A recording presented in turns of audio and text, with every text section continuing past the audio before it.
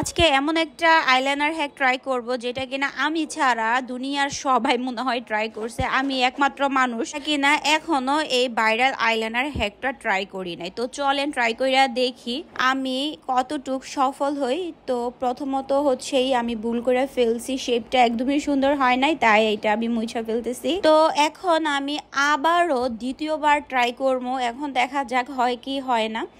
তো এইবার মনে হচ্ছে যে না হইছে এবং খুবই সুন্দর একটা শেপ আসছে। তো এই পাশের চোখে আমি লুজ পাউডার দিয়ে সুন্দর করে একটা লাইন করে নিচ্ছি, দেখা যাক এটা হয় কিনা। না, এটাও হয় নাই, তো আমি এটাও মুছে ফেলবো।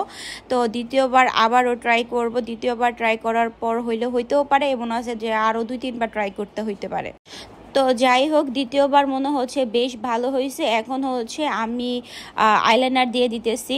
ওই মাঝখানে যেই খালি জায়গাটা আছে ওই জায়গাটা জাস্ট আমি ফিলিং করে দিতেছি, ওইরকম আর কিছুই না। লুজ পাউডার দিয়ে একটা শেপ দেওয়ার পর মাঝখানে একটু খালি জায়গা থাকে, জাস্ট ওই খালি জায়গাটাই ফিলিং করে দিতে হবে। তারপর হচ্ছে তোমার আইলাইনার দেওয়া হয়ে যাবে। তো আমি খুব সুন্দর করে ফিলিং করে দিতেছি, বাকিটা ভিডিওর শেষে বোঝা যাবে রেজাল্টটা কি আসে। তো আমার কিন্তু অলমোস্ট ডান আইলাইনার দেওয়া। এখন হচ্ছে এই বাকি লুজ পাউডারটা সব ঝাইরা ফালাই দিতে হবে, ভিডিওতে যেমনটা দেখতে পাইছেন আপুটার।